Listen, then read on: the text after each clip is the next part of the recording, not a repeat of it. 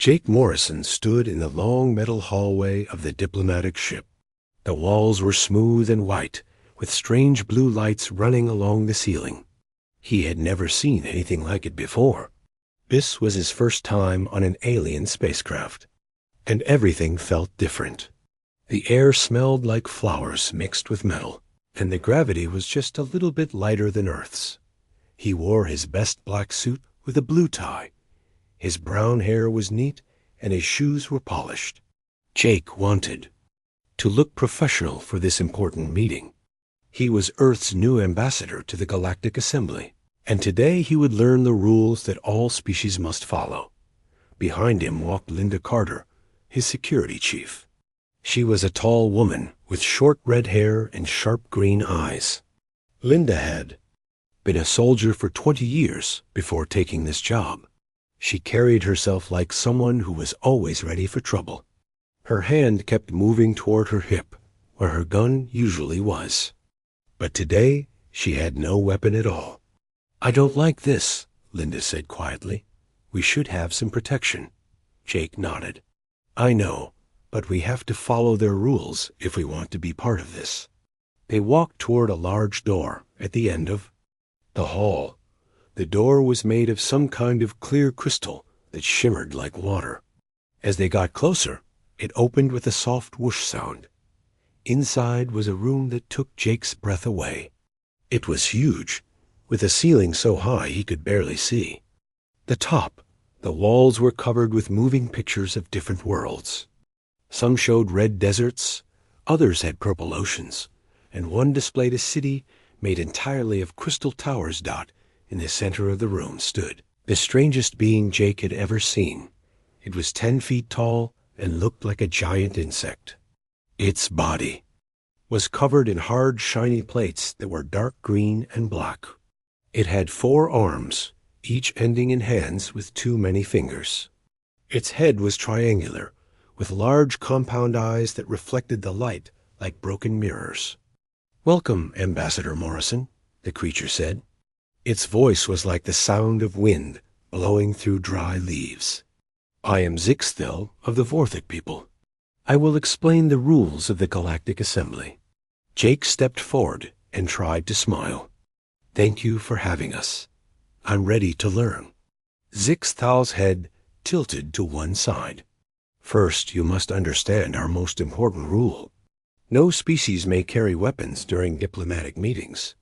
This rule keeps peace among all the different peoples of the galaxy." "That makes sense," Jake said. "We left all our guns and knives on our ship." "Yes, but that is not enough," Zixthal replied. "Humans require special attention." Linda stepped forward. "What do you mean by that?" Zixthal's forearms moved in a gesture that might have been a shrug. "We have studied your species for many years. Humans have a very unusual relationship with weapons. Other species carry weapons. Humans become weapons." Jake felt confused. "I don't understand." "You will," Zixthal said. "Please follow me to the security station." They walked through another door into a smaller room. Here, several more aliens waited. There was a being made of what looked like living rock, gray and rough. Another creature appeared to be made of glowing gas inside a clear suit. A third alien looked almost human, except its skin was blue and it had no hair at all. "This is the security team," Zixthal explained. "They will scan you for weapons." The rock creature stepped forward. When it spoke, its voice sounded like gravel. Falling. "Please empty your pockets and place all items on the table." Jake did as he was told. He put his wallet, phone, keys, and a pen on the metal table. Linda did the same with her items. The blue-skinned alien ran a small device over everything. It beeped several times. "These items are dangerous," it said, pointing to Jake's things. "Dangerous?" Jake asked. "It's just a pen." "Human pens can be used to injure others," the alien explained. "They are pointed and can be thrown or used for stabbing." Linda laughed. "You're worried about a pen." We are worried about everything, Zixthal said seriously. Please remove your belt. Jake looked down at his leather belt. My belt? Yes. Human belts can be used as weapons. They can strike or strangle. Jake slowly took off his belt and placed it on the table. The security team also made him remove his shoes because the laces could be used to tie or choke someone. His tie was taken because it could be used the same way. This is ridiculous, Linda said. Are you going to make us naked? If necessary, the gas creature said from inside its suit. Humans can weaponize clothing. They took Jake's jacket because the buttons could be thrown. They took his watch because the band could be used to hit someone. They even took his wedding ring because it could be used to cut. I studied your military history, Zixthal said as the security team continued their work. Humans have used rocks, sticks, bones, and even their own bodies as weapons. You have turned farming tools into weapons of war. You have used kitchen items to fight battles. Jake stood there in just his pants and shirt, feeling silly. We're not planning to fight anyone. That is not the point, Zixthal replied. Other species think like this. If I have no weapon, I am safe. Humans think like this. If I have no weapon, I must make one. Linda was getting angry. So what? We're supposed to be helpless? You are never helpless, Zixthal said. That is exactly the problem. The security team finished their scan. They had taken almost everything from both humans. All that was left were their basic clothes with no buttons, no zippers, and no laces. Now we will go to the main assembly hall, Zixthal said. You will meet representatives from 47 different species. Remember, you are guests here. You must prove that humans can be peaceful members of our community. They walked through more corridors, each one more amazing than the last. Jake saw windows that showed the stars outside, moving past as the ship traveled through space. He saw gardens where alien plants grew in impossible colors. He saw other beings walking by, all shapes and sizes he had never imagined. Finally, they reached the main assembly hall. It was the largest room Jake had ever seen. The ceiling was made of transparent material that showed the galaxy spinning slowly above them. Around the room were hundreds of seats, each one designed for a different type of being. The first rule, Zixthal said, is that you must sit in the human section. You cannot move around freely until the other species trust you. Jake looked around the enormous room. He saw creatures that looked like walking trees, others that seemed to be made of liquid metal, and beings that floated in the air without any visible means of support. All of them seemed to be watching him. They're all staring at us, Linda whispered. Yes, Zixthal agreed. You are the first humans they have seen. They are curious, but also afraid. Afraid of us? Jake asked. We don't even have weapons. Zixthal. Compound eyes reflected the strange light from above. Ambassador Morrison, you still do not understand. You are the weapon. 3 days had passed since Jake and Linda arrived at the Galactic Assembly. They had attended many meetings and met dozens of different alien species. Most of the time, the other beings kept their distance. They would nod politely, but never got too close to the humans. Jake was starting to understand why. Yesterday, during a lunch break, he had reached for a fork, and 3 nearby aliens had quickly moved away. When Linda had picked up a glass of water, a small furry creature had actually run from the room. They act like we're going to attack them, Linda had said. Maybe they have good reason, Jake had replied, watching how carefully everyone moved. Around them. Now, they sat in the main assembly hall, listening to a debate about trade routes. The discussion was boring, but Jake tried to pay attention. He wanted to show that humans could be good members of the galactic community.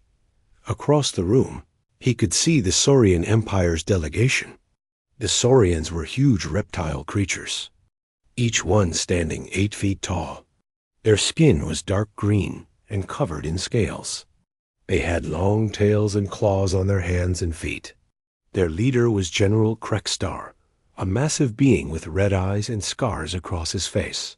The Saurians always sat together and always looked angry. They had been complaining about many things during the meetings. They wanted more territory, more resources, and more power in the assembly. On the other side of the hall sat the botanical delegation. These beings looked like walking plants. They had bark-like skin and leaves instead of hair.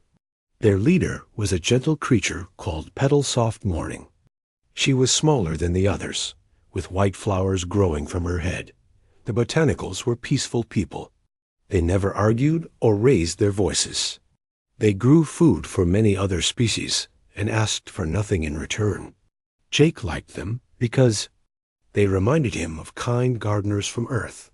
Today's meeting was about mining rights on a distant planet. The Saurians wanted to dig deep mines to get rare metals. The botanicals wanted to protect the planet's forests and animals. The debate had been going on for hours. General Krexstar stood up suddenly. His voice was deep and rough like rocks grinding together. This is waste of time. Weak plant people cannot stop the Empire. Petal Soft Morning shrank back in her seat. Her flowers began to wilt, which Jake had learned meant she was scared. Please, General. We only want to protect the living things on that world. Living things are weak. Krexstar shouted. Strong take what they need. Weak give what they have.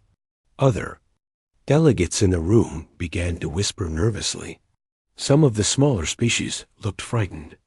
Jake noticed that the crystal beings were starting to glow brighter, which meant they were upset. Council Speaker Morden, a being made of pure energy, tried to restore order. General Krexstar, please return to your seat. We will resolve this through proper discussion. But Krexstar ignored the speaker. He started walking toward the botanical section. His heavy footsteps echoed in the huge room. His claws clicked on the metal floor. Maybe plant people need lesson about strength. Petal Soft Morning began to shake. Her leaves were turning brown at the edges. The other botanicals moved closer together, but they had no way to protect themselves. They were peaceful beings who had never learned to fight. Jake felt something stir inside him. It was an old feeling, something that went back to humanity's earliest days. When he saw the strong threatening the weak, every instinct in his body told him to act. He stood up slowly. Linda grabbed his arm. Jake, don't. Remember what Zixthel said. But Jake gently pulled away. He stepped into the aisle and began walking toward the Saurian general. The room fell silent. Everyone watched as the human moved across the floor. Krexstar stopped and turned to face Jake. The general was much taller and stronger. His claws could easily tear a human apart. But Jake kept walking until he was just a few feet away. General, Jake said in a calm voice, I think you should return to your seat. Krexstar laughed. It was a harsh sound like metal being bent. Little human thinks he can stop me. You have no weapons. You have no claws. You have no strength. Jake reached down and began to unbuckle his belt. It was a simple leather belt, brown and worn from years of use. The security team had given it back to him that morning after checking it carefully. You're right, Jake said, pulling the belt free from his pants. I don't have claws. He folded the belt in half, then in half again. Now it was a thick, heavy strip of leather, about a foot long. He tested its weight in his hand. I don't have fangs, Jake continued, wrapping one end of the belt around his fist. Linda and the other humans in the delegation began to back away. They recognized what Jake was doing. Every human child learned to be afraid of a parent with a belt. And you're right that I don't have a weapon, Jake said, letting the folded belt hang from his hand. But I can make one from anything. He snapped the belt forward in a quick motion. It moved through the air with a sharp whistling sound. The crack it made when Jake snapped it back was like a whip. General Krekstar's eyes widened. He had never seen anything like this. The other aliens in the room were completely silent. Even the energy beings seemed to dim with shock. "This is just leather," Jake said, holding up the belt. "Humans wear it to hold up their pants. But watch what happens when I use it differently." He demonstrated a few quick strikes through the air. The belt moved so fast it was almost invisible. Each crack was sharp and loud. Jake's movements were smooth and controlled, like a dancer who had practiced for years. "I could hit your eyes," Jake said, aiming the belt at Krekstar's face. "I could wrap it around your neck. I could strike your joints to make you fall down. All with something that was never meant to be a weapon." Krekstar took a step backward. For the first time, he looked uncertain. Jake began to thread the belt back through his pants. "But I'm not going to do any of those things. Do you know why?" The general shook his head. "Because I choose not to," Jake said. "Humans are dangerous not because we have weapons, but because we can make weapons from anything. We're scary not because we like to fight, but because we're very good at it." He finished buckling his belt and smoothed down his shirt. "But the most important thing about humans is that we can choose. We can choose to protect instead of attack. We can choose to help instead of hurt." Jake looked around the room at all the watching aliens. Petal Soft Morning and her people need protection. They grow food that feeds half the galaxy. They ask for nothing in return. They deserve to have their voice heard. He turned back to Krekstar. "You are strong, General. Your people are warriors. But real strength means protecting those who cannot protect themselves. Real warriors fight for justice, not just for power." The room was so quiet that Jake could hear his own heartbeat. General Krekstar stared at him for a long moment. Then, slowly, the huge Saurian began to nod. "You speak wisdom, human," Krekstar said. "Perhaps the Empire has forgotten what it means to be truly strong." The general turned and walked back to his seat. As he did, he stopped next to Petal Soft Morning.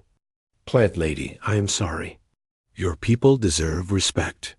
Petal Soft Morning's flowers began to brighten. "Thank you, General. Your words bring me hope." Jake returned to his seat, but he could feel every eye in the room still watching him. He had shown them something they had never seen before, a human. Choosing restraint over violence. Council Speaker Mordon's energy form pulsed with what might have been approval. "The session will continue tomorrow. Today has given us much to think about." As the aliens filed out of the hall, many of them gave Jake long looks. Some seemed frightened, others appeared curious. But all of them had learned something important about humanity. Linda waited until they were alone before speaking. That was either very smart or very stupid. Jake smiled. Maybe both, but someone had to stand up for them. "And you chose to do it with a belt." "It was what I had available," Jake said. "Humans make do with what they have." As they walked back to their quarters, Jake realized that the other species were no longer avoiding them. Instead, they were watching with something that looked like respect. For the first time since arriving, Jake felt like maybe humans really could find their place in the galaxy.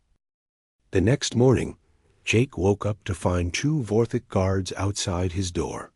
They stood perfectly still, their compound eyes reflecting the corridor lights. When he stepped out of his room, they moved to block his path. "Ambassador Morrison," one of them said in the strange leaf-rustling voice of their species. "Council Speaker Mordoom requests your immediate presence." Jake's stomach dropped. He had been expecting this since yesterday's incident with General Krekstar. "Am I in trouble?" "Please." "Council will decide," the guard replied. Linda appeared from her room next door. She was already dressed and looked like she had been awake for hours. I heard them talking outside. Half the assembly is calling for our removal. They walked through the ship's corridors toward the main council chamber. Jake noticed that more beings than usual were in the hallways. Word of yesterday's events had spread quickly through the diplomatic community. A group of small, furry creatures pressed themselves against the walls as the humans passed. Some crystal beings dimmed there. Natural light, as if trying to become invisible. Even the floating gas creatures seemed to drift further away. They're more scared of us than before, Linda observed. Can you blame them? Jake asked. I showed them that humans can turn anything into a weapon. The council chamber was different from the main assembly hall. It was smaller and more formal, with high walls covered in symbols from dozens of different languages. In the center was a raised platform where Council Speaker Mordon waited. Mordon was unlike any being Jake had ever seen. The Council Speaker appeared to be made of pure energy, constantly shifting between different colors and patterns. When it spoke, its voice seemed to come from everywhere at once. Ambassador Morrison, Mordon said, you have caused great concern among the member species. Many are calling for humanity's immediate expulsion from the assembly. Jake stepped forward. I was protecting someone who couldn't protect themselves. By threatening another delegate with a weapon, Mordon replied. You violated our most fundamental rule. I didn't threaten anyone, Jake said. I simply showed that humans can defend themselves and others, if necessary. Around the platform, other council members were arriving. Jake recognized some from the previous day's meetings. There was Elder Thoughtful Branch from the Botanicals, a being that looked like a massive oak tree. Next to him sat High Crystalline Resonance, whose crystal body rang with musical tones when she moved. The problem, said a voice like grinding, Stone, is that you made a weapon from nothing. Jake turned to see Bedrock Mind, the representative of the silicon-based rocklings. The being was 12 feet tall and looked like a walking mountain. Other species carry weapons, Bedrock Mind continued. We can take away their weapons and they become harmless. But humans, humans, are always armed. That's not true, Jake protested. I'm not armed now. Prove it, Mordon said. Jake looked around the room, confused. How can I prove something like that? Show us, Mordon replied. Show us that you are truly without weapons. Jake felt a chill run down his spine. He realized this was some kind of test. What do you want me to do? We have prepared a demonstration. Area, Mordon said. You will show us exactly how dangerous humans can be when they have access to common items. A section of the chamber floor began to glow and rise, forming a small platform. On it appeared a table with various objects, a drinking glass, a fork, a book, a pencil, some string, and a briefcase. These are items that can be found in any diplomatic setting, Mordon explained. They are not weapons by any definition used by the member species. Jake walked over to the table. He could feel dozens of alien eyes watching his every move. The tension in the room was thick enough to cut. I don't want to hurt anyone, he said. You will not, Mordon assured him. This is simply a demonstration. Show us what humans can do with these innocent objects. Jake picked up the drinking glass. First, it was made of clear crystal, smooth and clean. This is just a glass for water, he said. But if I break it, He tapped the glass against the table's edge. It cracked cleanly, leaving him with a sharp, pointed piece. Now it's a cutting tool. I can slice through rope, fabric, or skin. I can use it to dig, to scrape, or to mark things. He set the broken glass down and picked up the fork. This is for eating. But look at the tines. They're pointed and strong. I can use it to pick locks, to pry things open, or to strike pressure. Points on a body. Several aliens in the audience made sounds of distress. High crystalline resonance's musical tones became discordant, and worried. Jake picked up the string next. It was thin and seemed harmless. This could be used to tie packages or hang decorations. But it's also perfect for strangling, for making snares, or for tripwires. He demonstrated by making a small loop and showing how quickly it could tighten around someone's neck. The book, Jake continued, lifting the heavy hardcover volume, is for learning. But it's also dense and has hard edges. I can use it to strike someone, to block attacks, or to break windows. He hefted the book, showing how it could be swung like a club. The briefcase, Jake said, picking up the leather case, carries documents. But it's also a shield, a battering ram, or a blunt weapon. He demonstrated how to hold it to block attacks and how to swing it for maximum impact. Finally, he picked up the pencil. It was yellow and ordinary, the kind used in schools across the galaxy. This is just for writing, he said. But it's also pointed hard and the right size to fit in a human hand. Jake's voice became serious. I can use this pencil to strike nerve clusters that would drop a being twice my size. I can jam it into joints to cause paralysis. I can use it to perform emergency medical procedures or to cause precise injuries. He held the pencil up to the light. With this simple writing tool, I know 17 different ways to disable an opponent. I know how to use it to escape from restraints, to create distractions, or to send signals to other humans. The chamber was completely silent. Even Mordoon's energy form seemed to have stopped moving. But here's the most important thing, Jake said, setting the pencil down gently. I choose not to use any of these methods. Not because I can't, but because I won't. He looked around the room at all the watching aliens. Every human learns these things. We learn them as children, playing and exploring. We learn them as adults, solving problems and adapting to new situations. We can't help it. It's how our minds work. Linda stepped forward from where she had been standing. Our history is full of violence, she said. We fought wars with swords and guns, with bombs and chemicals, but we also developed rules about fighting. We created laws about protecting prisoners and civilians. We built hospitals to heal our enemies. The Geneva Conventions, Jake added. Rules of war that even our enemies had to follow. Medical neutrality. Doctors who treat anyone, regardless of which side they're on. Civilian protections, women and children are never targets. Susan Wright, their diplomatic attaché, joined them. Humans don't just make weapons. We make rules about when and how to use them. We make choices about protecting the innocent. Jake picked up the pencil again. Yes, I could hurt someone with this. But I could also use it to write poetry, to draw pictures, to sign peace treaties. The choice is mine. He turned to face Mordoon directly. That's what makes humans different. We don't just have the ability to be violent. We have the ability to choose not to be. Elder Thoughtful Branch spoke for the first time. His voice was like wind through leaves. Yesterday, you protected our representative. You could have hurt the Saurian general, but you chose intimidation instead of violence. Yes, Jake said, because Petal Soft Morning needed protection, not revenge. The situation called for strength, not brutality. But you were prepared to fight if necessary, Bedrock Mind observed. Jake nodded.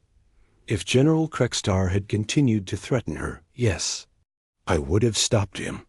But I would have used only as much force as necessary. How do we know you're telling the truth? Asked another council member. Because I'm telling you about it, Jake replied. I'm showing you exactly how dangerous I could be.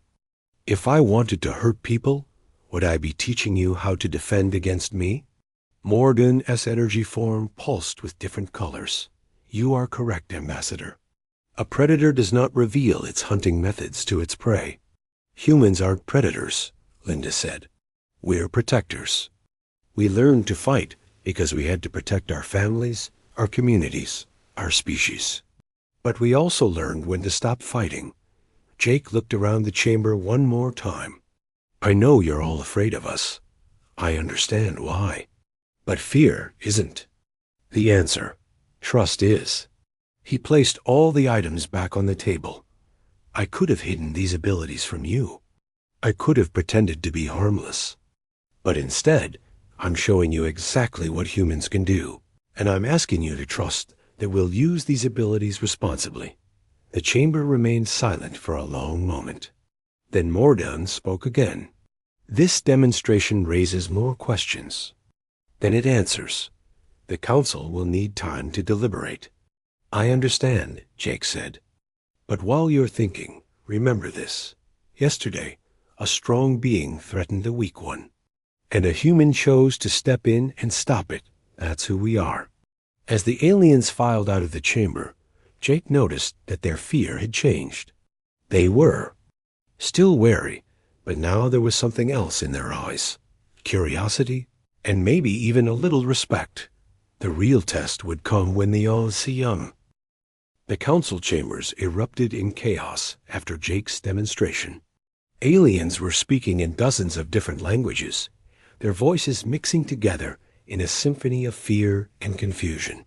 Some were clicking, others were humming, and a few made sounds that hurt Jake's ears. High crystalline resonance was ringing like a broken bell, her crystal body flashing angry red colors. This species is too dangerous. They turn everything into weapons. A delegate from the ethereal collective, a being made of shimmering gas, spoke in a voice like wind chimes. We demand immediate quarantine of all humans. They cannot be allowed to spread through the galaxy. Bedrock Mind's voice rumbled like an earthquake. The Rocklings have lived in peace for 10,000 years.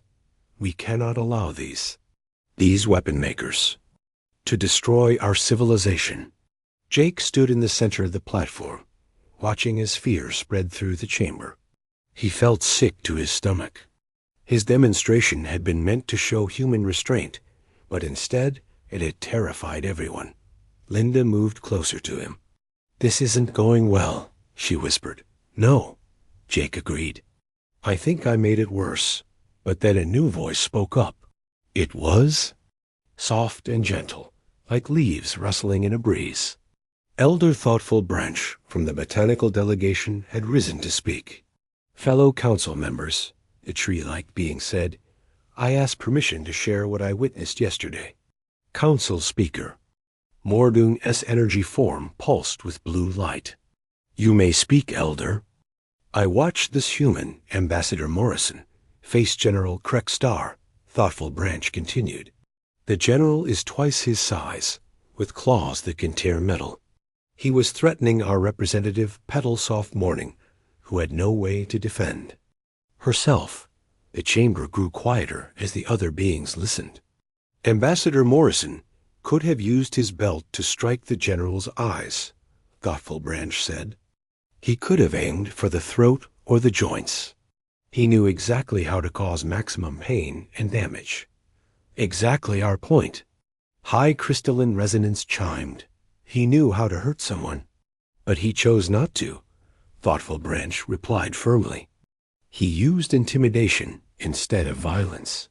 He showed strength without causing harm. He protected the weak without destroying the strong.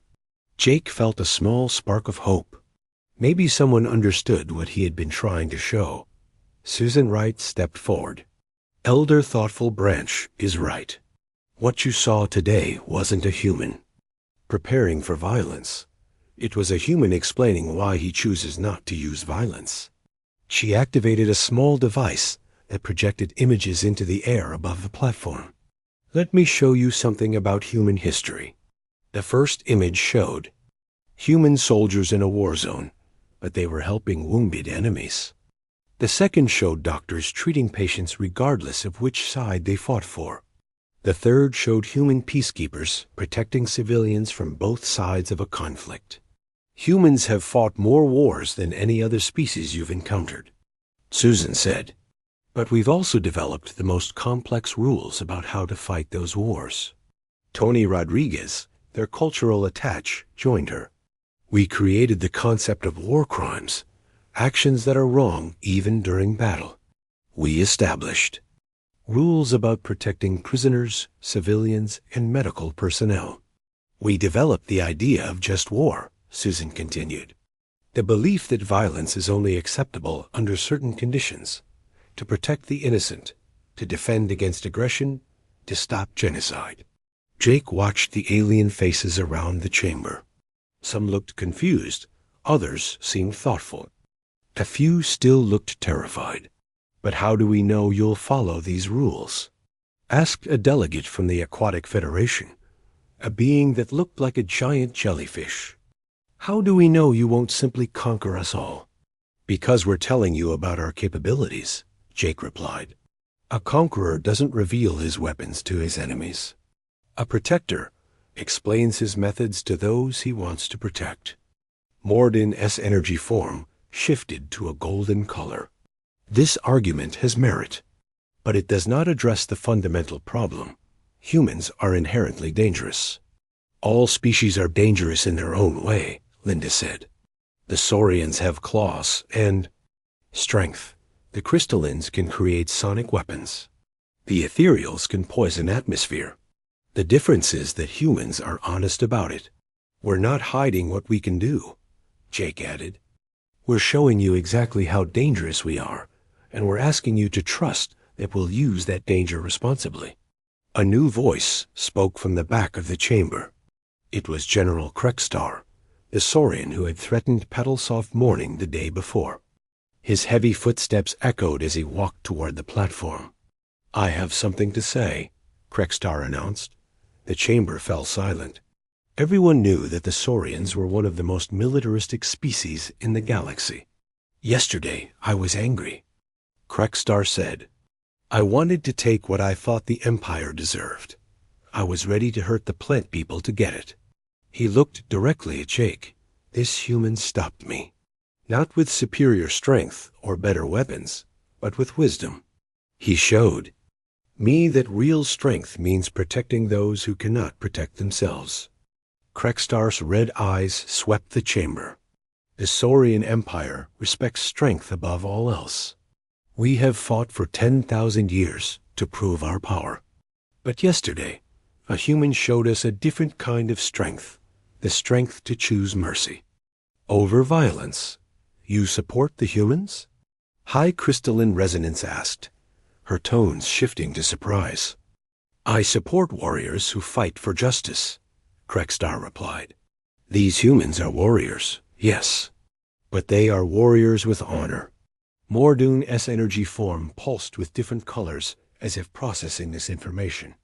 General Krekstar raises an interesting point, but the Council must consider the broader implications. What broader implications? Jake asked. The Assembly has been monitoring human behavior for decades, Mordun revealed. We have observed your species in various situations throughout the galaxy. New images appeared in the air above the platform. Jake recognized some of them: human colonies, space stations, and diplomatic missions. We have seen human soldiers sharing their food with enemy prisoners, Mordun continued. We have observed human doctors treating wounded aliens during border conflicts. We have watched human commanders risk their lives to save civilian populations. You've been spying on us? Linda asked. We have been studying you, Mordun corrected. Every species that applies for Assembly membership is carefully observed. What we found about humans was unprecedented. More images appeared. They showed humans helping aliens in dozens of different situations, rescuing survivors from crashed ships, sharing medical supplies during plagues, and protecting refugee camps from raiders. In every case, Mordun said, humans had the capability to take advantage of weaker species. Instead, they chose to help them. Jake felt his heart racing. You've known all along that we're not a threat? We have known that you are the greatest threat the galaxy has ever seen, Mordun replied. But we have also observed that you consistently choose not to use that threat for conquest. Elder Thoughtful Branch spoke again. This is why I support the humans. They have the power to destroy, but they use it to protect. The Botanical Collective has faced raiders many times. Another plant being added. Human security forces always came to help us, never asking for payment or territory in return. A delegate from the gaseous nebulans floated forward. Our atmospheric processors were failing last year. Human engineers worked for months to fix them, refusing all offers of compensation. The mining guild owes its existence to human intervention, rumbled a representative of the Metal Eater species. When pirates attacked our operations, human peacekeepers drove them off and then helped us rebuild. Jake looked around the chamber in amazement. He had no idea that these events had been connected to their assembly application. So you already knew what kind of species we are, Linda said. We knew your capabilities and your choices, Mordan confirmed. What we did not know was whether you would maintain those choices under pressure. Yesterday's events and today's demonstration have shown us that you will. High crystalline resonance's tones shifted to a more harmonious frequency. If this is true, then perhaps we have misjudged the humans. You have not misjudged their danger, Mordan said. You have misjudged their character. The energy being's form shifted through several colors before settling on a warm gold. The Council has been debating humanity's application for months. We have been searching for a way to include a species that could theoretically conquer the thin entire galaxy. And have you found one? Jake asked. Yes, Mordan replied. We believe we have. Excited murmurs filled the chamber. Some aliens sounded hopeful. Others still seemed worried. The solution, Mordan continued, is not to limit human capabilities, but to channel them constructively. What does that mean? Susan asked. It means, Mordan said, that the assembly needs humans to do what they do best, protect those who cannot protect themselves. A new image appeared above the platform. It showed a map of the galaxy with various conflict zones marked in red. The galaxy is not as peaceful as we pretend, Mordan explained. There are pirates, raiders, and aggressive species that threaten the weaker civilizations. The Assembly's current peacekeeping forces are insufficient. You want us to be galactic police? Jake asked. We want you to be galactic protectors, Mordan corrected. Species like the botanicals, the crystal singers, and the peaceful swimmers need guardians. They have much to owe. The next morning, Jake woke up to find the corridor outside his room filled with aliens. But this time, they weren't guards or security personnel. They were delegates from peaceful species, all waiting to speak with him. Petal-soft-morning was there with several other botanicals. Their flowers were bright and healthy, showing they were no longer afraid. Next to them stood representatives from the crystal singer colonies, their bodies ringing with gentle, harmonious tones. Ambassador Morrison, Petal-soft-morning said, as Jake stepped out of his room. We wanted to thank you before the vote today. Thank me for what? Jake asked. For showing the galaxy its strength can be used for protection instead of conquest, replied Harmony of Stars, one of the crystal singers. We have lived in fear of raiders for generations. The possibility of human guardians gives us hope. Linda emerged from her room to find the hallway crowded with well-wishers. This is different, she observed. Yesterday they were afraid of us, Jake said. Today they're counting on us. Are you ready for that responsibility? Asked Swimming Through Starlight. A delegate from the Aquatic Federation. Jake thought about it for a moment. I think humans have been preparing for this responsibility our entire history. We just didn't know it. The vote was scheduled for noon. Jake and his team spent the morning reviewing the proposed charter for the Galactic Protection Service.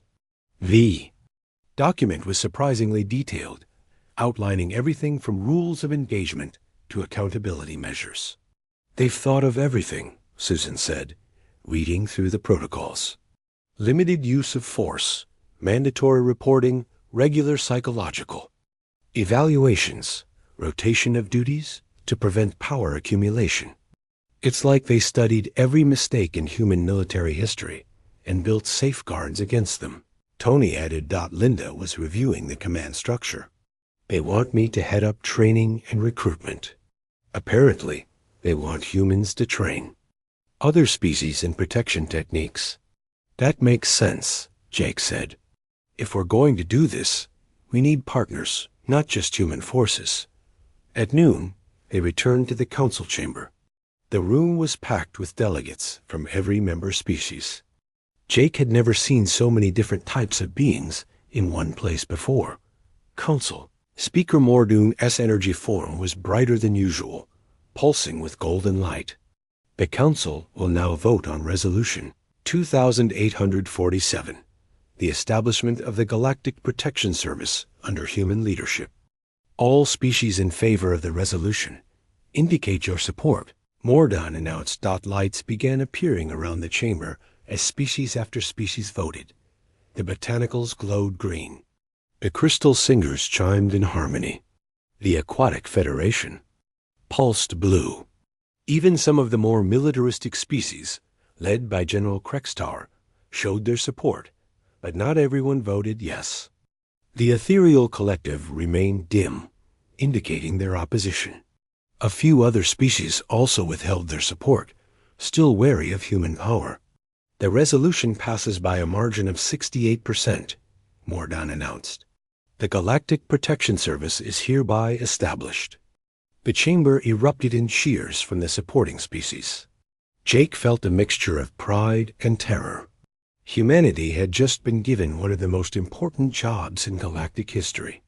Ambassador Morrison, Mordoon said, you are hereby appointed as the first director of Galactic Protection. Linda Carter will serve as Chief of Training and Operations. Jake stood up, feeling the weight of countless eyes upon him. We accept this responsibility with humility and determination. Humans will not let the galaxy down. Over the following weeks, Jake threw himself into organizing the new service. The first challenge was establishing training centers on worlds throughout the galaxy. The second was recruiting suitable candidates from other species. Linda set up the main training facility on a neutral world near the Galactic Center. She was amazed by the variety of beings who volunteered to serve as protectors. We have Saurians who want to use their strength for justice, she reported to Jake during one of their daily meetings. Crystal singers who can coordinate communications across vast distances. Even some rocklings who want to serve as heavy support units. What about the peaceful species? Jake asked. They're providing the most important element, Linda replied. Moral guidance. Every protection team will include a representative from a peaceful species to ensure we never lose sight of our mission. The first real test came sooner than expected. Pirates had attacked a botanical agricultural world, destroying crops and threatening the farming communities. The local defense forces were overwhelmed. Jake personally led the response team. It included human soldiers, saurian warriors, crystal singer coordinators, and a botanical advisor named Gentle Rain on Leaves. When they arrived at the attacked world, Jake was shocked by the destruction. Entire farms had been burned, and the plant-like inhabitants were wilting with fear and grief. The raiders are still in the system, reported Captain Steve Collins, one of the human officers. They're demanding tribute, or they'll attack again. How many ships? Jake asked. 12 raider vessels, heavily armed, replied Harmony of Battle, one of the Saurian warriors. Jake looked at Gentle Rain on Leaves. What do your people need from us? Protection, the botanical replied simply. But please, no unnecessary violence. We do not wish harm even on those who harm us. Jake nodded. We'll handle this. The protection fleet intercepted the raiders at the edge of the system. Jake opened communications with the pirate leader, a scarred being from a species he didn't recognize. This world is under the protection of the Galactic Assembly, Jake announced. Leave now and you won't be harmed. The pirate leader laughed. You have 12 ships. We have 12 ships. What makes you think you can stop us? Because we're not here to fight you, Jake replied. We're here to protect them. There's a difference. What followed was not a battle, but a demonstration. The protection ships didn't attack the raiders directly. Instead, they positioned themselves between the pirates and the planet. When the raiders tried to break through, they found themselves facing perfectly coordinated defense. The human ships used superior tactics. The Saurian vessels provided raw firepower when needed, and the Crystal Singer coordinators ensured perfect communication across all units. But most importantly, they used only enough force to disable, not destroy. Your engines are offline, Jake informed the pirate leader after a brief engagement. Your weapons are disabled. You can surrender now, or we can disable your life support systems as well.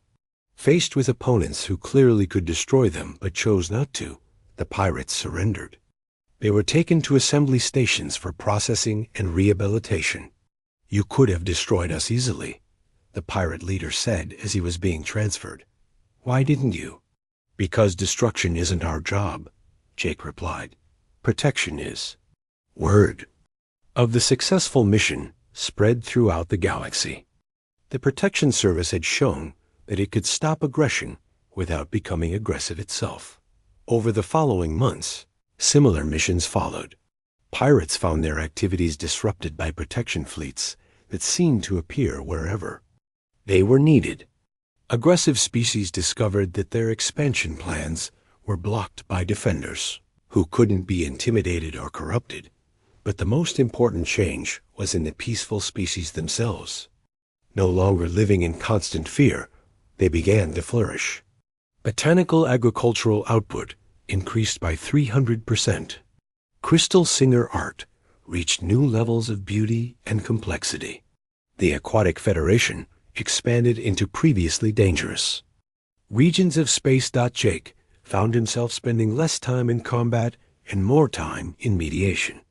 The Protection Service had become something more than just a military force. It was becoming a peacekeeping institution. You've created something remarkable, Council Speaker Mordun told him during one of their regular meetings. A force that grows stronger through restraint rather than aggression. It's what humans do best, Jake replied. We adapt to whatever role we need to fill.